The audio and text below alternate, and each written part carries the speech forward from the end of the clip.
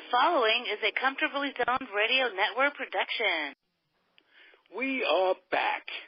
Trending Topics News Radio with Tom Simon and Fred Walin. Here are the hosts, Tom Simon and Fred Walin. First, Tom. Thank you very much, Ralph. Good to be back with you, folks. Thank you for joining us. Fred Walin is in Westlake Village, California. I'm Tom Simon, coming to you from North Dakota, Williston, heart of the oil country, and farming. And lots to talk about today, Fred Walin. We're going to get to Jeff Kavanaugh. We're going to get to all of his stuff that's going on with him. But the story that really gets me today is the story of Bill Cosby, going to prison now for 3 to 10 years, and no bail. He's in jail. He's in handcuffs today. You say what about all that? Well, I say that if he didn't have the money that he had and the fame that he had, he probably would have been in prison years ago. His money kept him out, and I feel sorry for anybody that's 81. I believe he's 81 years of age, going to prison, but he would have been in there at 75 or even less than that if he didn't have the money he has. So I feel sorry for him, but I feel much worse for the women that he took advantage of. Yeah, I don't feel sorry for him at all. I think that he's turned out to be a real creep. And quite frankly, 3 to 10 years is something that nobody who has done what he has done would have been able to get but a Bill Cosby. At 3 years, he has to serve at least 3 years under the sentencing guidelines that they have there. But I can imagine, Fred, at 3 years and a day, Bill Cosby is out. He's not going to spend any more than 1 day out. He may even get out on appeal. Once he files the appeal, he can ask the appellate court for bail. The judge has denied his bail on the district court level. But once he goes to the appellate court and files for the appeal, they can then file, along with that, a motion for bail while he's on appeal. He may even get out then. You think what? Should he get out? Well, it's possible. Arpaio got out. Anything is possible in this world nowadays. So, Arpaio was basically the same age and certainly ruined people's lives, and Cosby ruined people's lives. So anything is possible. It depends who you know. If you know the right people, obviously Arpaio got out. If you know the right people, Cosby didn't get in for years, and a lot of the women, the statute of limitations ran out on a lot of the women. So only one woman actually could charge him, and as you indicated, he could have gotten, instead of 1 10-year sentence or 3 to 10, 30. But they made it into one sentence of 3 to 10, and your point well taken. He could be out, and I think that would set the women's program back a whole lot, because I think no matter who you are, if you do something like that, I think you have to pay the penalty. The judge designated him as somebody who is worse than just a rapist.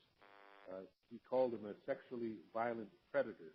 By doing that, Cosby will have to register once he gets out, and he'll have to report to the authorities every 3 or 4 months. And he really is severely restricted. But he's 81 years old right now. So is this 3 to 10-year sentence a death sentence, you think, Fred? Well, it might be. I mean, he's also partially blind, so a lot of things can happen to him in prison. I don't know if he'll be, protected in a special room or a special place in the prison. I don't know. Apparently it's a brand-new prison, so maybe they'll have situations like that to protect people like Cosby from other people that would just love to get their name in the paper by doing something horrible to an 81-year-old man. So this world is very mean. So it's very possible it's a life sentence.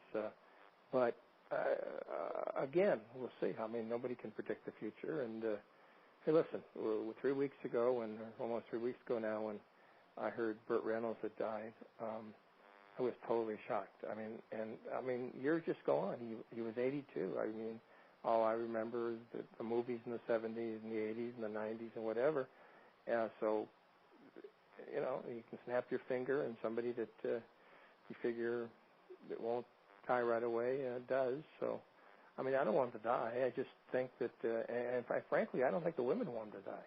I think the women that he did it to, I think, want him to have to stay in prison a period of time to pay a penalty because, similar to the situation with Kavanaugh, once something like this happens to a woman or if it's a Catholic priest to a guy, that's something you can never forget. That's something that can never be wiped out of your memory. I mean, you couldn't, and in most cases, you can't tell anybody because you're ashamed or embarrassed, and whatever the case might be. But I've heard of so many young guys who were raped by a Catholic priest who were never the same, and women, of course. I mean, look at the situation. I mean, they're afraid to speak up because if they speak up, it was their fault. They were a trollop in the first place. So, I mean, I think the women, all of them, want him to pay a penalty, and I don't think they want him to die. I think they want him to have to spend some time behind bars. Bill Cosby, America's dad, in jail today, heading to prison today, will spend 3 to 10 years in prison unless an appeal allows him to bail out, which could very well happen, which I actually expect to happen, but we'll see what happens as time goes on. This constant full victim impact statement was released. In that statement, Fred, she said, Bill Cosby took my beautiful, healthy young spirit, and he crushed it. But Cosby decided not to address the court. I'm also angry at Bill Cosby for not talking to the court. He has never been at a loss for words before. Now, all of a sudden, he can't even say he's sorry. He can't even apologize. He can't say anything to the court. I think he ought to stay in there until he passes away. Well, he's never admitted he did it. So if he appeals, he can't say he's sorry. I mean, if you're going to appeal and say you didn't do it, you can't say you're sorry because then you've admitted you did it. So I think that has to play a role. I mean, some people admit their guilt after the fact. Some people never admit their guilt. Some people are in a dream world and they really don't know. So, I mean, it's all conceivable. And, but based on the years of arbitration and the years of legalities, why would he at this point say he did it after all those years of never admitting it? So I think that's the reason he wouldn't say he was sorry. Some other people have a different makeup, and they will. But again, if you've been living a life of entitlement, Tom, your whole life, most of his life since I was at I Spy, since that time, 60 years, you've lived a life of entitlement. You don't ever think you're wrong. And, we've talked about that as far as Trump is concerned. If you've never had to pay the penalty, you never admit you're wrong. You always think you're right. So Cosby, put him in the same category as Donald. The judge said to Cosby just before he sentenced him, or as he sentenced him, the time has come. The time has come. It's come full circle. And indeed it has for Bill Cosby, sentenced to 3 to 10 years in state prison today. You're listening to Comfortably Zoned Radio Network. I'm Tom Simon in North Dakota. Fred Walin is in Westlake Village, California. This is Trending Topics News Radio Live. We're glad you're with us. Dateline, Washington, D.C., Brett Kavanaugh's page in his high school yearbook offers a glimpse of the teenage years of the man who is now President Trump's Supreme Court nominee. Lots of football, plenty of drinking, says the New York Times, parties at the beach. Among the reminiscences about sports and booze is a mysterious entry, Renate alumnus. The word Renate appears at least 14 times in Georgetown Preparatory School's 83 yearbook on individual pages. Was it an indication that Renate was a conquest for Judge Kavanaugh and his friend Fred? Yeah, I mean, that's based on what I've seen on TV for the last couple of days. That's what else could it mean? It means that they passed her around or something like that. I mean, I have no conception of anything beyond that. But who knows? We're talking again 36 years ago. Who knows what it meant? But I would say 98% It means that she traveled from byway to byway, from guy to guy, and they all had some part of her, and that's all it could mean. I mean, but again, here's the situation. Unless the FBI investigates this stuff, we really will never know the total truth. We don't know what percentage that Kavanaugh is telling the truth. We'll never know what percentage these women are telling the truth. With the FBI, at least we would have a chance because they would talk to other people who were around, and they'd find out the history of the situation and things like that without the FBI getting involved. The Senate's own committee doesn't want to find him guilty, so obviously they're not going to search her that closely and look that deeply into whatever may or may not have happened. But from my opinion, 36 years ago, we're not going to ever know 100%, but I know that the woman here in this case has not been treated fairly because even on Thursday, they have her go first, not second. I think in this case, she would need to go second, not first, because what you remember is this the second person. If you're not going to allow other testimony from other people, I think the woman should be able to contradict what Kavanaugh is going to say, and versus the other way around. But they don't want that to happen that way, so it's a setup. And then Friday morning he'll take the vote. And most likely he'll be confirmed, unless a miracle happens and some Republicans see the light. But who knows? You're talking about Christine Blasey Ford, who is making the claim that she was sexually assaulted during her high school by. But what I mean is, if the FBI investigated, you just don't talk to her. You talk to this woman too, the one whose name was mentioned 12 or 13 times by 12 or 13 different guys. Without that, you're not building a strong case. And I've never heard of a legal case where you don't do some investigation. And the only investigation here is Kavanaugh says, no, I didn't do it. And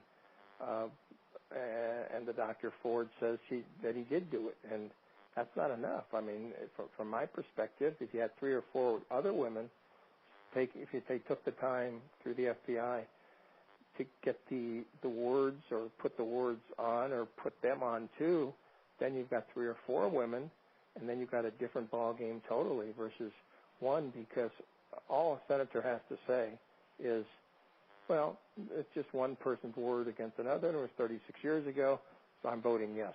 I mean, that's very simple to say, and I think many of the Republicans will be saying that. Renate Schroeder-Dolphin, folks, if you haven't heard this, is the woman who was referred to in the yearbook on the page for Judge Kavanaugh, and it talks about her being part of their fund. Renee appears at least 14 times in the school's yearbook on individual pages and in a group photo of 9 football players, including Judge Kavanaugh, who were described as the Renate alumni. It's a reference to Renate Schroeder, now Renate Schroeder-Dolphin, then a student at a nearby Catholic girls' school. Out of all this, Fred, she's the one I feel the most sorry for. Here she is, going about her life, and now this explodes in front of her, and how embarrassing this is to family, to friends, community, to have these words written in a yearbook spread worldwide about you now that you're a mother and a grandmother and a wife. Well, I agree, except that if this hearing, the confirmation hearing was done correctly, she would have changed perhaps the outcome of the world.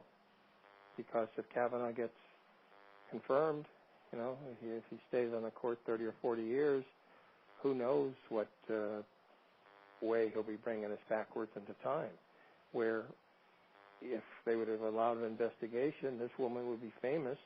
And again, I mean, it's embarrassing, but she would have changed the outcome of the world, because if she would have testified that, yeah, he was one of the ones that passed me along and whatever, then he was, an alcoholic or whatever the case might be, and she got to testify, then you got 2 versus 1.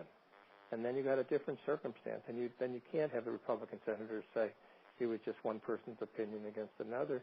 Now you got a woman who says that this guy and 13 other guys passed me along and they wouldn't let me out or whatever. I don't know. How would I know exactly what happened? But all I'm saying is that if this were a true investigation, this woman would become a hero, even though he probably does not want her name out there in the first place. I understand that, but she would become a hero if she changed the outcome of the vote. A long time. If Dianne Feinstein hadn't held on to the complaint in her office for months, and if she had brought it out earlier, we would have had time. Now we don't have time. President Trump said today, quote, I think it's horrible what the Democrats have done. It's a con game they're playing. They're really a con artist. He said while in New York for the annual session of the United Nations General Assembly. The president went on, Fred, to say they don't believe it themselves. They know he's a high-quality person. They don't believe it. It's just resist and obstruct. They're playing a con game, and they play it very well. They play it actually much better than the Republicans. I agree with him, Fred, that it's a con game to stall this nomination so that they can't get him confirmed before the election, and then after the election, they're hoping that they take over the House. I disagree. If the doctor told the Congress, first the state, first the congressperson and the senator, in both cases, not to give her name out, I think that was the congressperson and the senators, in Feinstein's case, obligation not to give her name out. This woman would have been, didn't want to be battered, didn't want her name out there, just wanted to tell her story. So I don't blame Feinstein. In fact, I would blame her if she gave the woman's name out after she promised she would not. And it depends what kind of moral person you are. If you promise somebody something, and certainly something this important in this person's life, you can't give her up for politics or for whatever. And apparently, it's the word got out and the name got out. But I would have no proof it was Feinstein, and I'm hoping it's not Feinstein, and I'm hoping it's not the Congress, and I'm hoping it's not the congressperson that gave the letter to Feinstein. I'm hoping it was just by accident somebody found out. There's so many people working, in an office, whatever the case might be. But I'm proud of Feinstein for doing the moral thing and not giving the woman's name out. So I totally disagree. Senator Grassley is asking now as we go to the Thursday hearings. And Thursday's now a big day, Fred, because you've got now the president who's going to meet with the FBI on Thursday to decide whether he keeps Rob Rosenstein.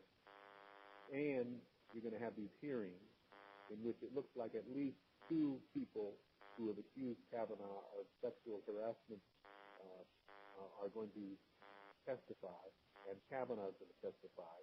I don't know if they've got enough reporters in D.C. to cover all the action that's coming up on Thursday. I believe what's going to happen is they're going to question these 2 people, and they're going to move to a vote almost immediately, maybe even Thursday night, but for sure within a few days, and Kavanaugh is going to be nominated. I think they just said about an hour ago that it's going to be Friday morning, the vote, which is the same thing.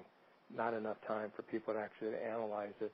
They want to expedite it. They want it done as quickly as possible. And, again, you got people like Collins and others that have very, very tough decisions to make. They really do, because from the point of view that, if she wants to stay in politics and she wants the women vote, she's got to watch that. And if she wants to stay in good with the Trump and the Republicans, she's got to go the other way. And who knows? And again, how do we? People are talking like it only takes 2. Well, that's not necessarily the case, because I don't trust all the Democrats to vote against confirmation. I'm not sure that all the Democrats, Heidi Heitkamp, I don't know. You're in North Dakota. She's got a big battle on her hands. I don't know what's best for her to say from her political head. Her political head. I don't know if she's going to vote one way or the other. So I think it would take more than those 2.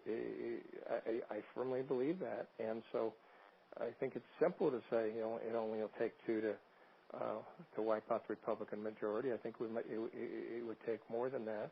And we have maybe Jeff Flake, but he's flaked out, even though he goes on the Senate floor and attacks Trump. When it's come to on most of the bills, he's voted in favor of Trump's bills. So, whatever Flake says, is he a flake? I guess that's the comment. I don't know.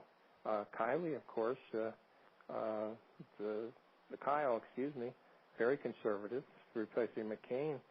He's going to vote for confirmation. We know that. So it may take more than two, Tom, to not confirm this guy. It would be very embarrassing if that happened, and I would hope that would be the case. But who knows?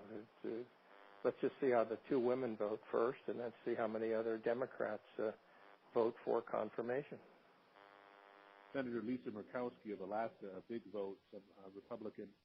She's on the fence. She said her colleagues should not prejudge the allegations, but I think she's going to end up coming online. But Ms. Ramirez, the woman who has now come forward to the New Yorker over the weekend, is an interesting case. She recounts how she was drunk at a party and inebriated on the floor, and she says that at that time Kavanaugh exposed himself to her, and she was taunted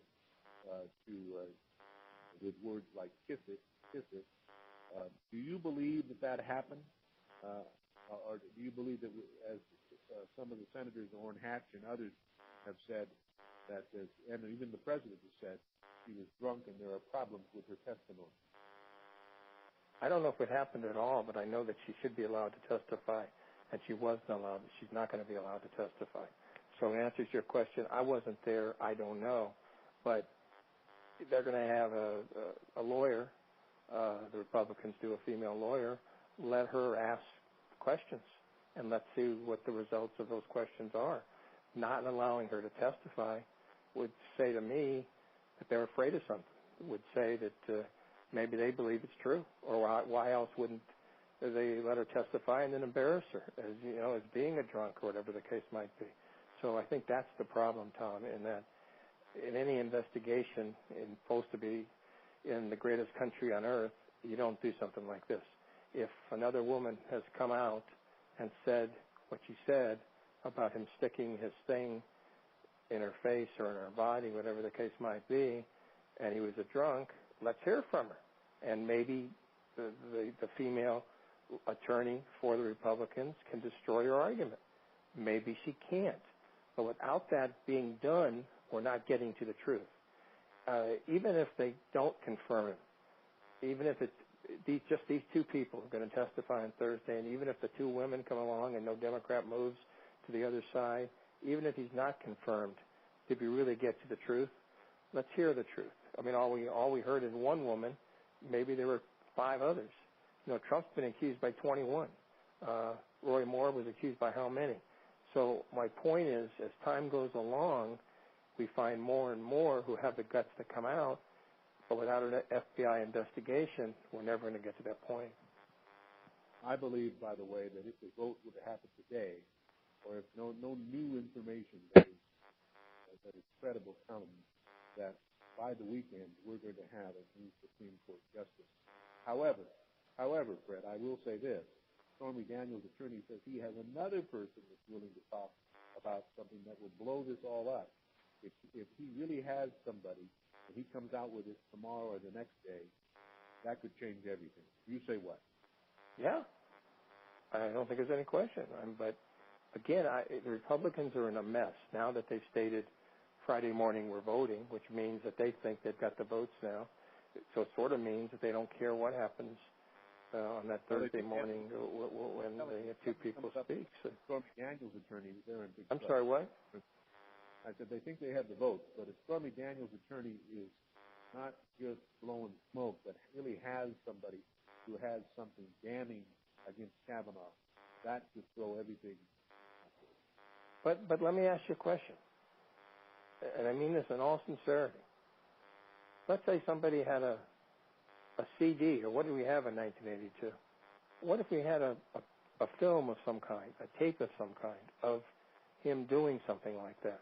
Do you think it would matter to some Republicans?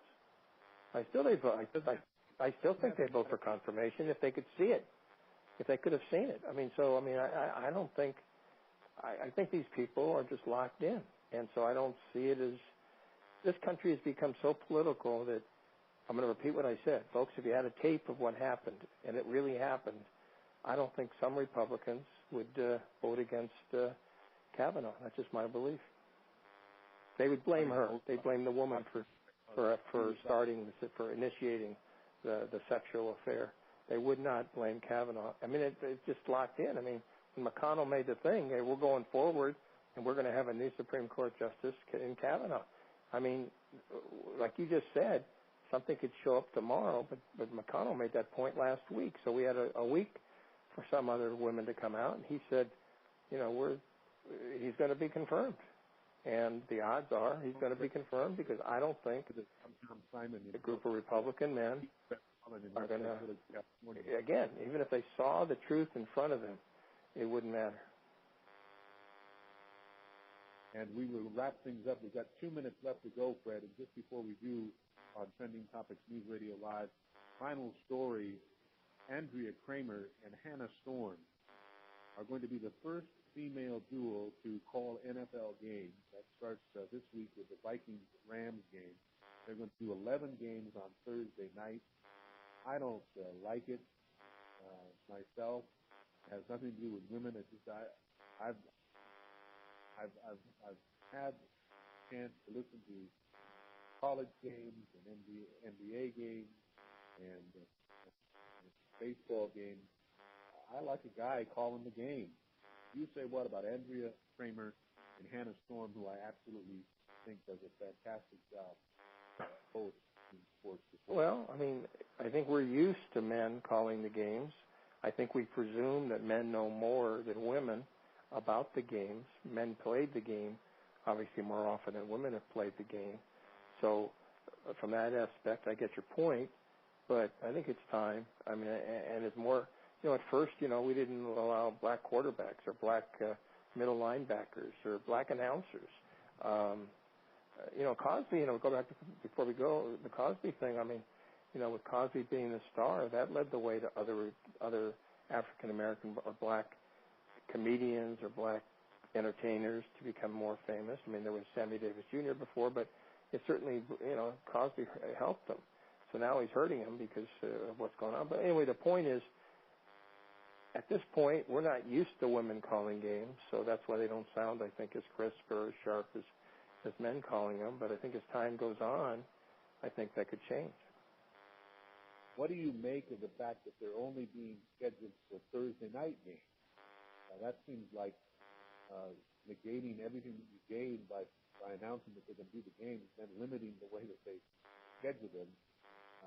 Doesn't seem too good to me. What do you think about that? Well, I thought the Thursday night games were Fox. So I thought that was Troy Aikman and Joe Buck. So I don't quite understand where are they going to be heard? They're going to do 11 Thursday night games.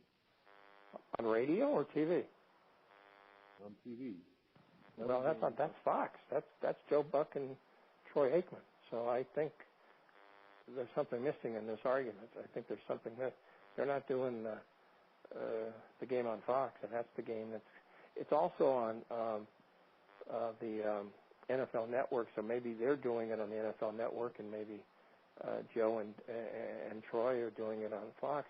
But I know they've been, last Thursday or the week before, I heard them say we're working double duty this year with all the Thursday night games. So it's going to be Joe and Troy on Fox. I don't know and I thought also on the NFL Network, but maybe wrong. Or maybe these people are going to do radio.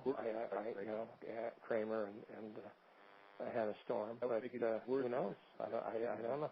No, Hannah Storm's dad, Storm her last name is really Storin. Used to own the Kentucky Colonels of the old American Basketball League. So she's been involved in sports, since childhood. No question about that. That's it for us today, folks. Plenty to talk about next week as this coming Thursday is a big, big week in Washington, D.C., the Kavanaugh hearing, whether they're going to keep the FBI Rod Rosenstein in his position as he oversees the Russian investigation. Lots to come this week, and we'll talk to you next week at the same time. Fred, talk to you later. And folks, if you're listening live to us at 4:30 Pacific, 7:30 in the East, go to Facebook, and you can now watch us for a half hour, talk about this and other topics.